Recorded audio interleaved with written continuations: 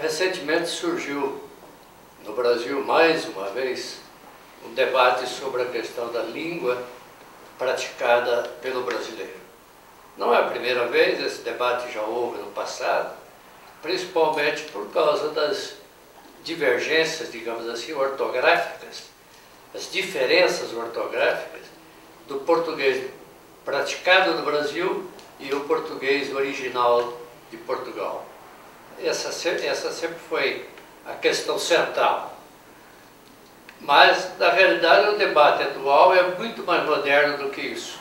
Ele não se preocupa tanto com a origem da língua, mas com a prática da língua. Nós sabemos que a linguagem informal é aquela linguagem que a gente pratica no dia a dia, principalmente quando a gente vocaliza verbalmente as palavras. Então, a questão central agora se coloca de outro jeito. Eu tenho que fazer um parênteses aqui para lembrar que esse debate está sendo acirrado, digamos assim, pelo uso da internet. O usuário de internet está inventando uma nova língua. É, na verdade, um usuário que se dedica muito, que passa horas em cima do computador, ele quer ganhar tempo, com isso ele está encurtando as palavras, abreviando as palavras, mas na realidade surge uma palavra que não está dicionarizada, uma linguagem, uma palavra que não está ainda no uso da população. Então essa é a questão. O uso de uma linguagem culta fechada, não é? Toda arrumadinha, toda certinha, ao lado de uma linguagem informal, que é totalmente livre, as pessoas criam as palavras, inventam as palavras e dão o sentido que eles quiserem para essas palavras. A escola, de um modo geral, exerce o seu papel muito importante, no sentido de apresentar a esse usuário que já traz essa vivência linguística para a escola, que além dessa modalidade que ele usa no dia a dia, né, em casa, qualquer situação de informalidade, ele tem agora na escola, né, a oportunidade de conhecer uma nova modalidade de uso do mesmo idioma. Por quê? Porque qualquer ser humano, qualquer cidadão, ele tem uma diversidade, né, de vivência, de uso, e essa diversidade ela vai desde da formalidade à informalidade. Então, uma pessoa que tem acesso, que tem uma certa noção, que tem um certo domínio e, consequentemente, passa a vivenciar também essa nova modalidade de uso, que é a formal, ela passa a ser automaticamente um usuário mais eficiente, né, porque ele escolhe o momento em que ele quer usar que modalidade, né? Então, eu acho que o ponto principal há espaço para as duas modalidades, né? Não tem como se negar a informal, você não fica o tempo inteiro em situações, né, que exijam de você uma postura linguística, mas bem elaborada ou não, você pode ter momentos de espontaneidade, mas também é tão importante quanto se ter uma boa noção e se ter uma boa oportunidade de vivenciar também a modalidade culta. Professor Luiz, é importante termos uma linguagem padronizada? É importante que uma linguagem seja padronizada ao ponto de que todas as pessoas em qualquer lugar do Brasil que assistam um jornal, que leiam uma revista, se entendam da mesma forma, né? Porque, por exemplo, já que se falou da internet, né, você entra no Twitter, por exemplo, tem um monte de códigos que só quem já está há um tempo no Twitter consegue entender o que está acontecendo, o que quis dizer, né? Eu, particularmente, entrei há pouco tempo no Twitter, eu me sinto, às vezes, perdido em algumas coisas, né, que eu não consigo entender o que a pessoa falou. Professor Luiz, a língua é um código de poder? Bem, a língua é certamente um código de poder, né? A língua é um instrumento de atuação na sociedade, né?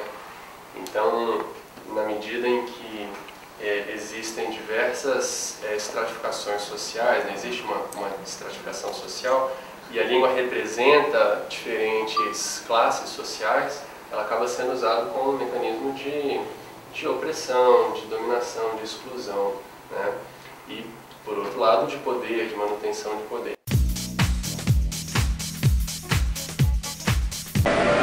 Professor Edson, é possível ter uma linguagem nacional informal? Então não há como você ter uma linguagem informal nacional. Isso não existe. A linguagem informal é cheia de regionalismos.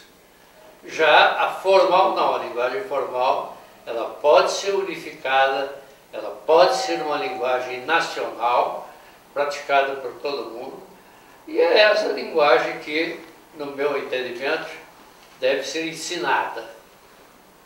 Não há como você ensinar uma criança que está sendo agora alfabetizada com a linguagem informal. Você tem que fazer o uso da linguagem formal.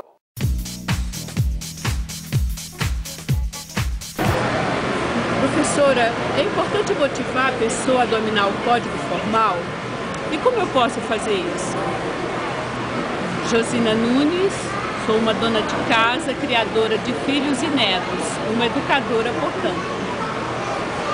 É importante sim, porque à medida que você vai desenvolvendo a sua performance de linguagem, vamos dizer assim, né, você se sente mais seguro, você se sente mais livre para escolher como falar, o que falar, tá certo?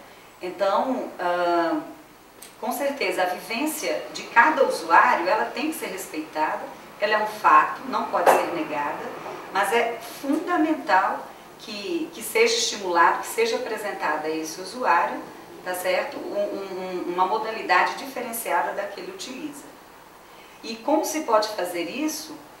Apresentando quais as vantagens, vamos dizer assim, de você ter esse poder de escolha. Então, nesse momento de você trazer para a realidade desse adolescente uma possibilidade de uso, você está despertando e incentivando que ele não precisa sair por aí usando as mesóclises da vida, né? Bebo porque líquido é, pois se sólido fosse como ele ia, né? Mas em situações de propósito, em que ele demonstra de fato esse poder de uso de uma nova modalidade, isso dá a ele, com certeza, dá a ele uma capacidade, uma sensação de que ele pode escolher como falar, na maneira que ele quiser, e ele dá conta disso, né? O que o professor falou, eu acho que a língua é um sinal de poder, e não de poder só com relação às classes efetivamente, né, existentes na sociedade, mas é uma ação de poder do próprio usuário, né? Porque no momento em que eu estou numa situação em que eu não consigo falar diferente do que eu costumo falar, porque eu não tenho acesso a isso, porque eu não dou conta, porque eu não vivencio, você passa a ser automaticamente uma pessoa. Professora, como eu faço para corrigir o meu filho quando ele falar errado? Em primeiro lugar, como fazer para... O que eu faço com a criança? Em hipótese alguma, impedir que a criança fale a sua vivência. Eu entendo assim, né? Jamais eu acho que uma pessoa, seja o pai, a mãe, seja o professor, deveria usar essa... Menino, você está errado, o certo é assim. Porque ao se fazer isso, aí sim você está usando, né, a estrutura culta de uma forma opressora. E não é por aí. Eu acho que o contexto mais adequado é se, numa situação tranquila, dentro do próprio uso da criança, apresentar para ela, né, que quando ela fala a gente vamos, tá certo? A gente entende, não tem problema, mas que existe uma outra forma de se falar o a gente vamos. É nós vamos, porque você já começou com o termo no plural, o verbo acompanha, então a outra palavrinha acompanha, dependendo da idade, enfim. Eu vivi, para você ter uma ideia bem prática, eu vivi uma situação muito curiosa e engraçada com a minha filha aos 4 anos. Ela veio muito cansada, correndo, falou, mãe, eu tinha dizido para o meu pai. Eu falei, não, filhinha, eu tinha dito, não foi você, eu que tinha dizido. Aí foi que eu falei, caramba, não tem como ficar, né, para criança de 4 anos. Então você tem que, leva tempo, você tem que apresentar com a mesma naturalidade para a criança, que existe uma outra forma de dizer eu tinha dizido, que é eu tinha dito, sem dizer você está errado, o certo é assim. Então essa coisa do certo e do errado é que hoje eu acredito que os professores, principalmente os alfabetizadores, eles estão tendo essa consciência, né? O que é o conceito do certo e errado da língua? Fiquem seguros. Isso. Fiquem seguros. Exatamente. Não se pode podar a criança para falar, porque o primeiro objetivo é a comunicação. Bem ou mal, ela se comunicou. Agora, é importante, com a mesma naturalidade que a criança vai falando, né, as estruturas que fogem à estrutura formal, convencional, o pai, o professor, vai apresentando, né? Você sabia que existe uma outra forma de falar? Quando você crescer, você vai ver, você vai aprender tanto que uma hora você vai falar um pouco diferente, sem podar a criança.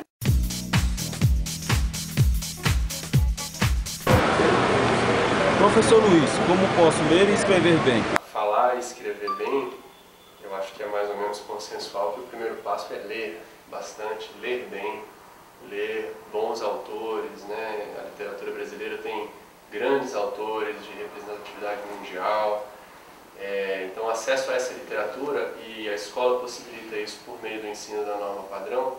O acesso a essa literatura é o principal mecanismo para melhorar a escrita e a fala dos estudantes, né? Mas fora isso tem alguns treinamentos. Por exemplo, eu acho que o estudo da gramática, o estudo da análise sintática, o estudo da pontuação a partir do entendimento da análise sintática e não de fatores como respiração ou ritmo, né, facilitam bastante, se for bem aplicado isso, facilitam bastante o processo de composição do texto escrito.